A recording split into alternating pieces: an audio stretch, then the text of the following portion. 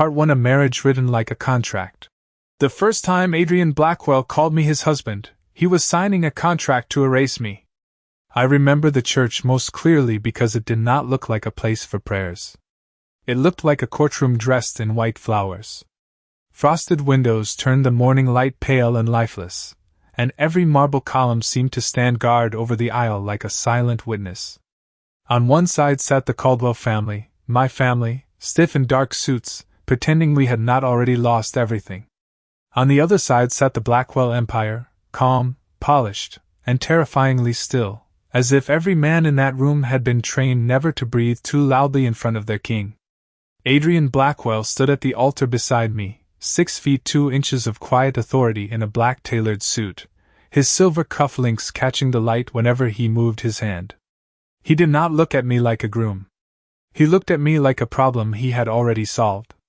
6 weeks ago, I had been Ethan Caldwell, the youngest Omega son of a fading Mafia family with an old name, empty accounts, and enemies circling our estate like winter crows.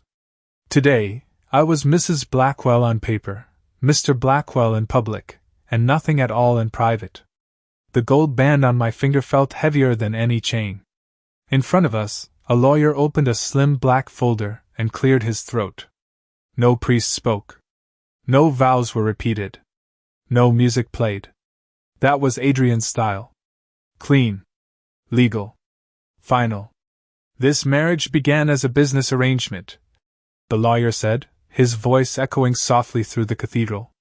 Both parties have agreed to reconsider the terms of continuation.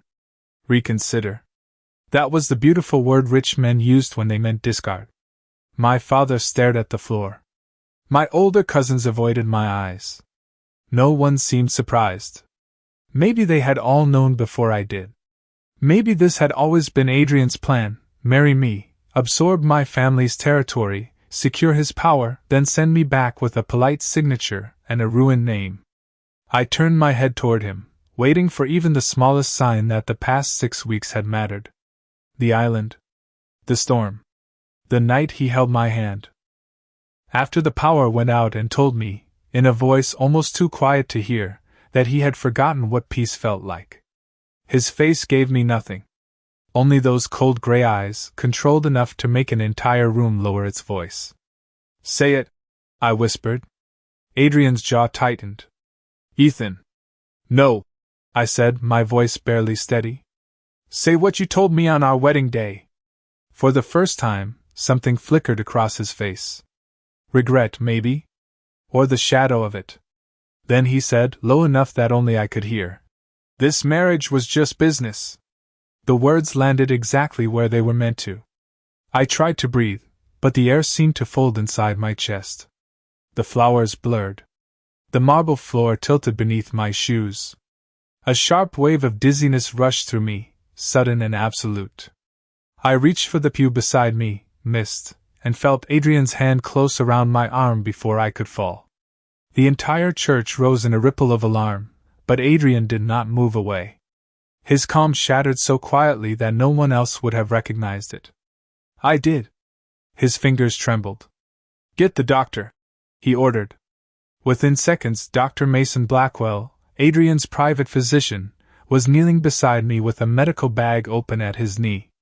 He checked my pulse, asked me questions I barely heard, then went still. His eyes lifted from me to Adrian, and the silence that followed felt deeper than any prayer. Mr. Blackwell, he said carefully, your husband is pregnant. 6 weeks before Dr. Mason Blackwell looked at my pale face and changed the entire future of the Blackwell empire with one sentence. I was standing in my father's study watching our family name die under the glow of a banker's lamp. The Caldwell estate had always looked powerful from the road, with its iron gates, white stone walls, and long driveway lined by old oak trees, but that night the house felt hollow, like a beautiful shell left behind after the living thing inside had disappeared. Rain struck the tall windows in silver lines, and every room smelled faintly of dust, leather, and fear people were too proud to admit. My father sat behind his desk with a glass of untouched bourbon beside his hand. He had not aged slowly. He had collapsed into old age over the course of a single winter, his shoulders bent by debts, failed alliances, and promises he had made before I was old enough to understand what promises could cost. Across from him stood my Uncle Victor, calm as ever, his dark suit perfect, his smile careful. He was the kind of man who always seemed helpful when doors were open and dangerous when they closed.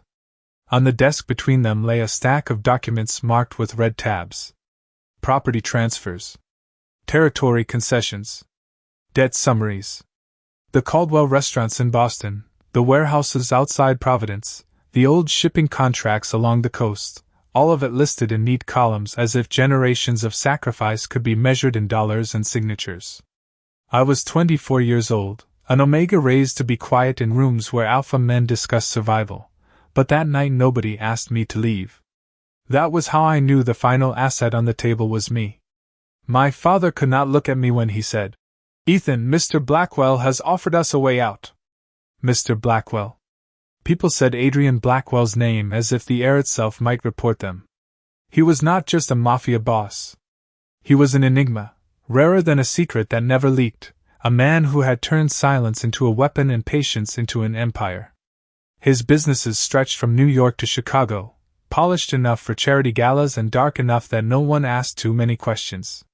For 3 years he had surrounded the Caldwells without raising his voice. Our loans were bought. Our partners changed sides. Our accounts froze. Every escape route became one of his doors. "What does he want?" I asked, though I already felt the answer moving through the room like cold smoke. My Uncle Victor folded his hands. "Unity." I laughed once, because the word was too clean for what it meant. "No. Say it properly." My father closed his eyes. "Marriage." The rain grew louder. Somewhere downstairs, a clock chimed 11 times, each note slow and final. I looked from my father to my uncle, waiting for outrage, apology, anything human. Victor only watched me with polished sympathy. "It is not unusual among families like ours. A legal bond would protect the Caldwell name and secure Adrian's cooperation." "His cooperation," I repeated. "You mean his ownership?" My father flinched, and that hurt more than anger would have. He slid one document toward me. The paper showed numbers so large they felt unreal, enough to erase every debt, save every employee, keep our home from being divided and sold. At the bottom, beneath all that mercy, was one blank line for my signature. I wanted to tear it in half. I wanted to tell them I was not a bridge, not currency, not the softest piece of a collapsing empire to be handed to the strongest man in the city.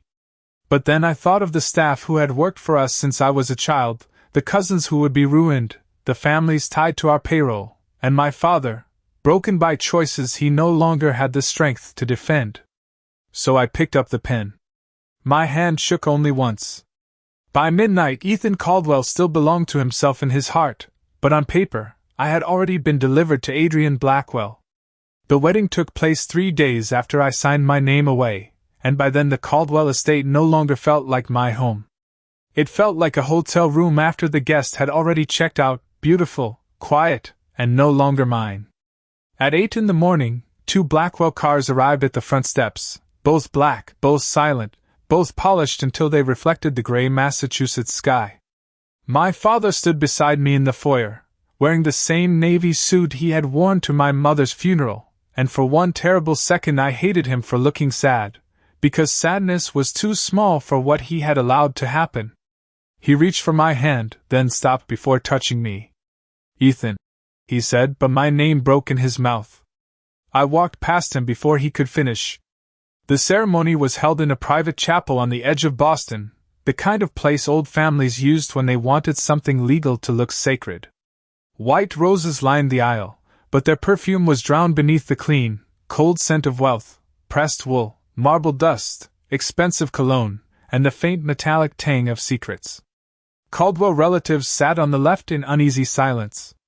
Blackwell men sat on the right with the calm patience of people who knew the outcome before the first prayer was spoken. Uncle Victor gave me a small smile as I passed him, and I understood then that he was not ashamed. He was relieved. He had helped sell me and called it strategy. Adrian Blackwell waited at the altar in a black suit cut so perfectly it made every other man in the room look unfinished. He did not fidget. He did not glance at his watch. He simply stood there, tall and unreadable, his pale skin almost luminous beneath the chapel lights, his gray eyes fixed on me as if I were the final clause in a contract he intended to enforce. I had seen photographs of him before, of course. Everyone had. Magazine covers, charity events, business pages, blurred city shots taken from too far away. None of them had prepared me for the pressure of him in person. He was not loud. That was the frightening part. His stillness had weight. When I reached him, the officiant began speaking about unity, loyalty, and the joining of two families. The words sounded polished and meaningless. I stared at Adrian's tie because looking directly at him felt too much like surrender. Then his hand lifted, and the ring touched my finger. It should have been nothing. Cold metal, brief contact, another symbol in a day built from symbols. Instead, the moment his skin brushed mine, something moved through the air between us, silent and impossible. My breath caught. Adrian's hand stopped for half a second.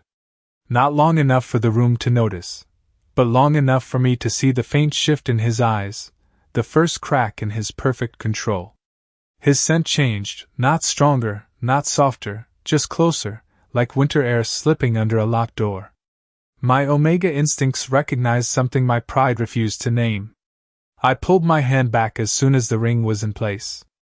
Adrian watched me, and for the first time that morning, he looked less like a man claiming territory and more like a man who had heard a warning bell no one else could hear.